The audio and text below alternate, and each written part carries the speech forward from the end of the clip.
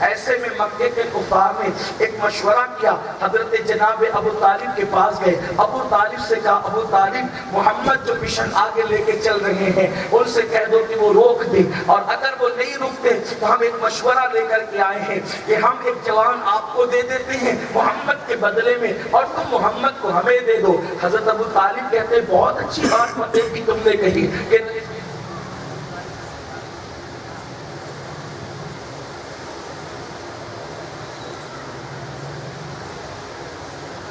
دیکھیے سیرت کی تمام کتابوں میں حضرت ابو طالب لکھا ہوا ہے، اور میں آپ سے گزارش کرتا ہوں کہ میں نے ان کو نہ رضی اللہ عنہ کہا ہے اور نہ کوئی دعائیہ کلمات کہے۔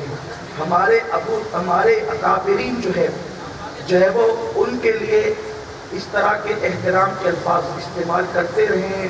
خود سیدی اعلیٰ حضرت رضی اللہ تعالیٰ عنہ نے بھی جب جو ہے وہ جو رسالہ لکھا ہے، اگر وہ رسالہ موجود ہے تو ابھی لایا جائے، میں آپ کو بتاؤں گا کہ امام اہل سنت نے بھی ان کے ایمان پر گفتگو کرتے ہوئے جو ہے ان کو یعنی اچھے الفاظ سے یاد کیا ہے، اچھے الفاظ سے یاد کیا۔ یہ کہہ رہا ہوں دیکھیے آپ کا جو موقف ہے حضرت وہ آپ کے نزدیک ہے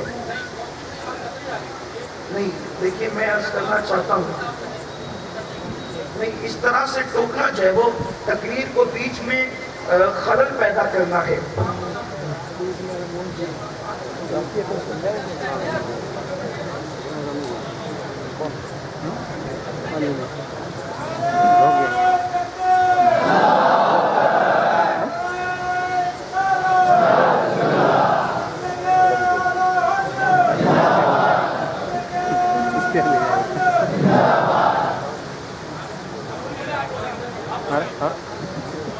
دیکھیے ہم اس وقت کن حالات سے گزر رہے ہیں، حیرت کی بات یہ ہے دنیا کہاں سے کہاں پہنچ گئی۔ ابھی ہم اسی پہ لڑ رہے ہیں کہ ابو طالب کو حضرت بھی کہنا چاہیے کہ نہیں کہنا چاہیے، کیا حالات ہو گئے ہیں۔ میں نے کوئی ان کے ایمان کا تذکرہ تو نہیں کیا، میں نے کوئی موقف تو بیان نہیں کیا۔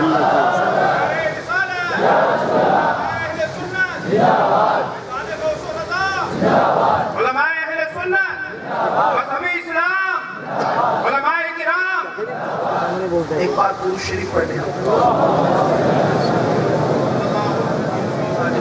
اللہم صلی علی سیدنا مولانا محمد المعظم الجود والکرم وآلہ الکرام اجمعین، صلاۃ والسلام علیک یا رسول اللہ صلی اللہ علیہ وسلم۔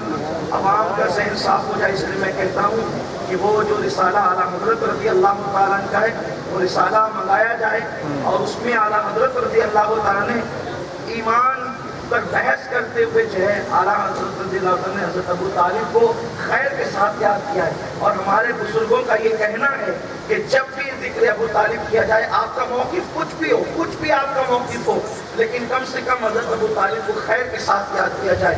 کیوں؟ اس لیے کہ جس نے اپنی اولاد سے زیادہ میرے رسول سے محبت کی ہو وہ ابو طالب ہے۔ علماء کے موقف کی طرف میں نہیں جاؤں گا، لیکن آپ کو پتا ہے کہ رسول اللہ صلی اللہ علیہ وسلم کا پہلا خطبہ نکاح پڑھنے والا کوئی اور نہ تھا، وہ جناب ابو طالب تھے۔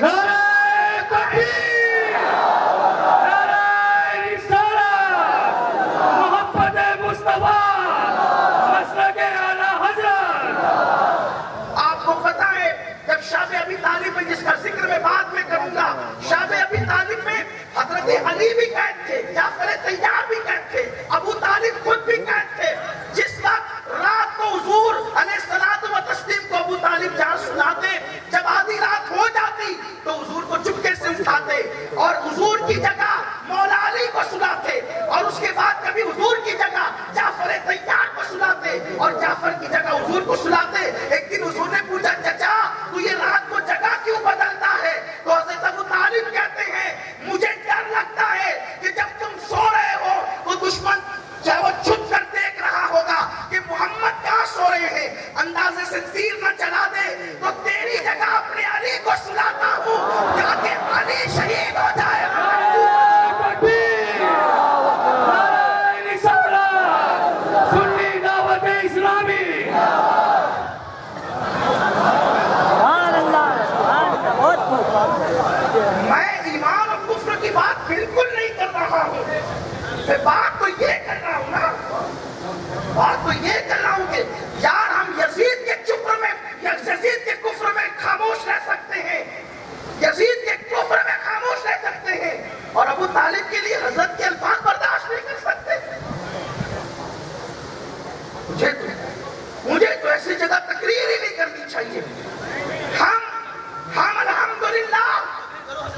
ہم الحمدللہ غوث پاک رضی اللہ تعالیٰ کے غلام جو ہے وہ اس خاندان کے غلام ہے.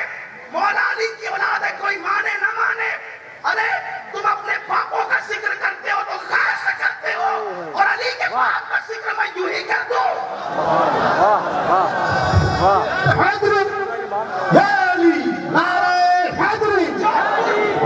جودھ پور والوں آئندہ نہ بلانا تو نہ بلانا, تقریر میرا پیشہ نہیں, لیکن خدا کی قسم ہمیں بات کرنے سے اس طرح کوئی روک نہیں سکتا.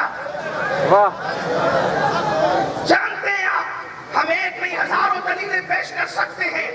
سیدی اعلیٰ حضرت کے استاد کیا کہتے تھے, اعلیٰ حضرت کے والد کیا کہتے تھے, ہم ساری باتیں یہاں رکھ سکتے, لیکن ہم تو بیداری امت بات کرنے کے لیے آئے, امت کو بیدار کرنے کے لیے آئے. یہ طریقہ کوئی اچھا نہیں ہے. میزبانوں کے ساتھ, وہ بھی کسی سید مہمان کے ساتھ, یہ انداز میں کبھی روا نہیں سمجھتا. کیا یہی طریقہ ہے جودھ پور والوں؟ بے شک ہم اس کو برداشت کرتے ہیں.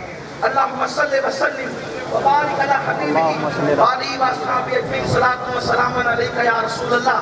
جس شخص نے یہ بات کہی ہے یہاں کے بڑے علماء کو اجتماع کے بعد بٹھایا جائے, ان کو اور مجھے دونوں کو بٹھایا جائے, میں یہ ثابت نہ کر دوں کہ امام اہل سنت اعلیٰ حضرت نے ادب کے ساتھ ابو طالب کا ذکر کیا ہے. میں یہاں سے نہیں جاؤں گا خدا کی عزت کی قسم جب تک اعلیٰ حضرت کی کتاب سے ثابت نہ کروں, کیونکہ اعلیٰ حضرت ہمارے لیے دلیل ہے, حجت ہے. اعلیٰ حضرت کے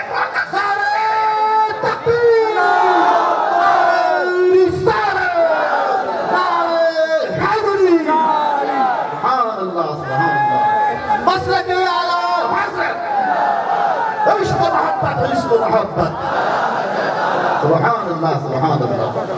درود شریف پڑھیں آپ کو. اللہم صلی علی سیدنا و مولانا محمد معظم الجود والکرم وآلہ الکرام وابنہ الکریم وامتہ الکریمہ یا اکرم الاکرمین وبارک وسلم. صلاۃ و سلام علیک یا جد الحسن والحسین. صلاۃ و سلام علیک یا رسول اللہ.